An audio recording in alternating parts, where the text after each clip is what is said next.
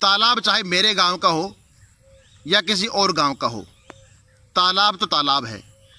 और तालाब की जलराशि का एक ही कार्य होता है, मनुष्य के काम आना। लेकिन इस तालाब की हालत देखिए। ये समस्या केवल मेरे अकेले गांव के तालाब की नहीं है, ये समस्या भारतवर्ष के प्रत्येक गांव में मौजूद तालाब की है। मैं केवल अपने देश की बात कर रहा हूँ, विदेशों की बात मैं यूँ नहीं कर रहा हूँ कि वहाँ पर आबादी कम है और हो सकता है कि वहाँ पर तालाबों की हालत कुछ ठीक ठाक हो। लेकिन हमारे यहाँ बढ़ती हुई आबादी, आप सभी को पता है कि आबादी के मामले में हम विश्व में नंबर 2 पर हैं। और एक यही चीज़ है जिसमें निकट भविष्य में नंबर 1 पर पहुँचने की संभावना है। लेकिन बढ़ती हुई आबादी ने हमारे तालाबों की क्या हालत कर दी है, ये आप स्वयं देख लीजिए। पूरे गांव का गंदा पानी इस तालाब में गिरता है और इस तालाब का जो हरा पानी आप देख रहे हैं, ये किसी भी दृष्टिकोण से ना तो मनुष्य के उपयोग के लायक है और ना ही पशुओं के पीने के लायक है। गाय, भेड़, बकरियां और अन्य पालतू पशु जो हमारी आबादी का अभिन्न अंग है, क्या इस जल का उपयोग कर सकते हैं? यदि नहीं, तो फिर ऐसे तालाब का क्या औचित्य है? क्या इस तालाब की छटाई नहीं होनी चाहिए थी? क्या इस तालाब की सफाई नहीं होनी चाहिए थी? क्या इस तालाब को कटोरानुमा नहीं होना चाहिए था? क्या इस तालाब के अंदर निर्मल जलराशि नहीं भरनी चाहिए थी? अगर इन सभी प्रश्नों का जवाब हाँ है, तो सवाल उठता है कि इस स्थिति के लिए जिम्मेदार कौन है?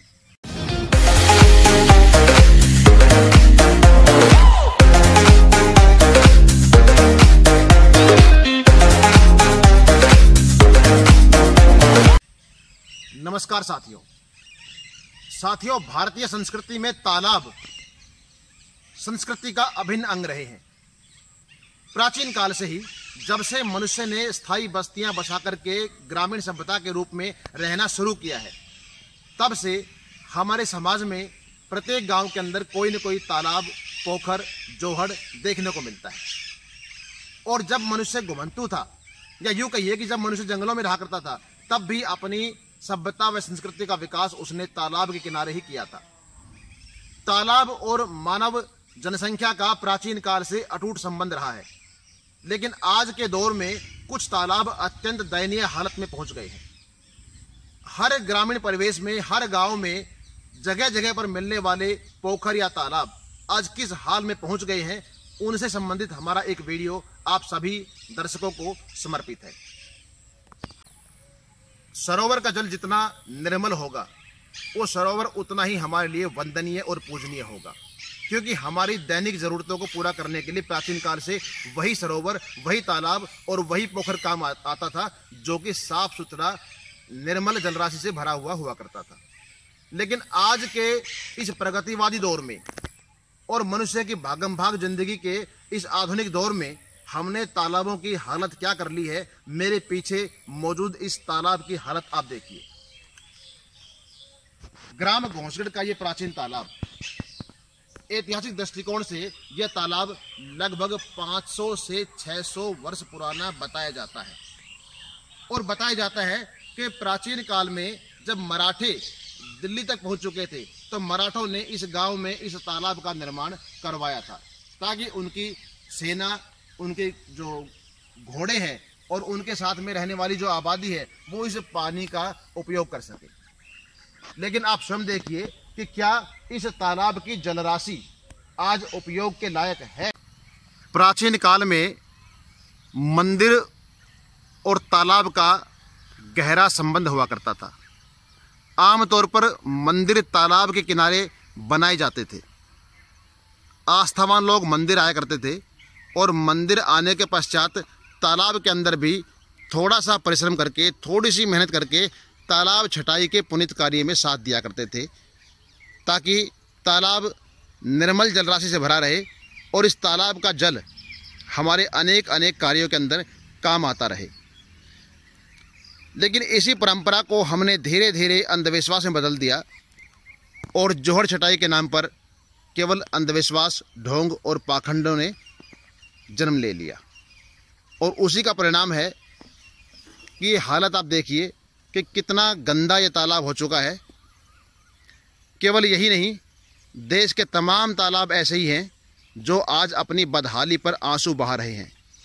लाखों करोड़ों तालाबों में से लाखों करोड़ों तालाबों का अस्तित्व या तो मिट गया है या मिटने की कगार पर है। तालाब बिल्कुल खत्म हो चुके हैं, सूख चुके हैं। मनुष्य की बढ़ती आबादी ने उनको अपने आगोश में ले लिया है और जो बचे हैं वो इस हाल में हैं कि उनका जल किसी कार्य के योग्य नहीं है। दूषित जल किसी काम का नहीं होता है, चाहे वो तालाब का हो, बावड़ी का हो, नदी का हो, नहर का हो या कहीं और का हो। लेकिन आज के इस वीडियो की जो मुख्य विषय वस्तु है वो हमारे तालाब हैं। तो आप सभी से गुजारिश है कि अपने तालाबों को गंदा ना करें। धर्म के नाम पे, संस्कृति के नाम पे, प्रथाओं के नाम पे, अंधविश्वासों के नाम पे अपने तालाबों को गंदा ना करें। आमतौर पे हम अपने तालाबों के अंदर बहुत सी वस्तुएं ऐसे ही डाल देते हैं, फेंक देते हैं, जिनसे ये जल जो पहले ही दूषित है ये और अधिक दूषित हो जाता है। ये गलत है, ऐसा हमें नहीं करना चाहिए। विशेष तौर पे हमारी माताएं और बहनें जो कि ज़्यादा ही धार्मिक होती हैं, उनसे मेरी गुजारिश है कि तालाबों को बचाएं, क्योंकि तालाबों की संस्कृति रहेगी तो ही हम रहेंगे। इनके अभाव में हमारी खुद की संस्कृति पर भी संकट आ सकता है। साथियों, धर्म व्यक्ति का व्यक्तिगत मामला है।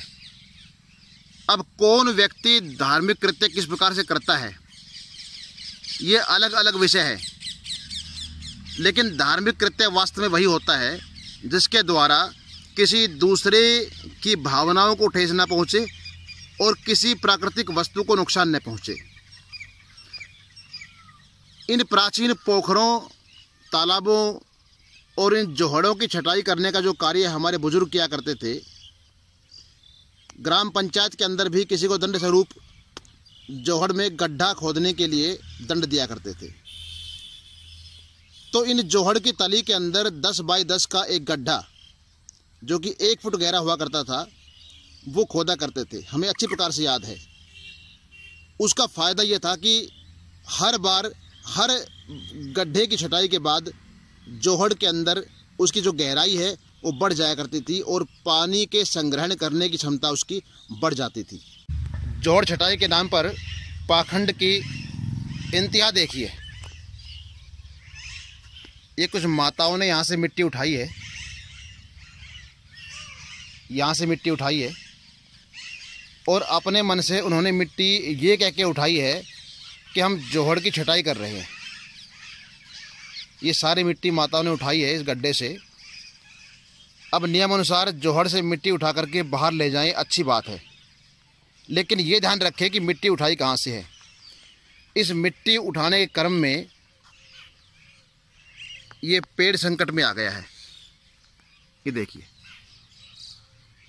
और मिट्टी उठाने का औचित्य बनता है जोहड़ के अंदर से, लेकिन अंधविश्वास के चलते ये मिट्टी कहाँ से उठाई गई है, ये जोहड़ की जो पाल होती है, जो जोहड़ की मेड़ बंधी होती है, उसी को काट दिया गया है। अब ऐसी जोहड़ छटाई का क्या औचित्य है और ये धार्मिक कृत्य है कि अधार्मिक कृत्य है, ये फैसला आप स्वयं कर लें।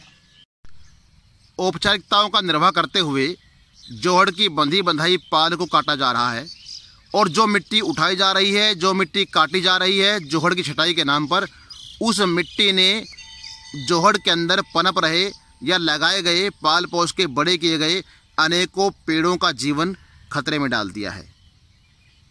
एक तरफ तो हम पुनीत कार्य कर रहे हैं, जोहड़ की छटाई कर रहे हैं, और दूसरी ओर पेड़ को मारने जैसा पाप भी कर रहे हैं।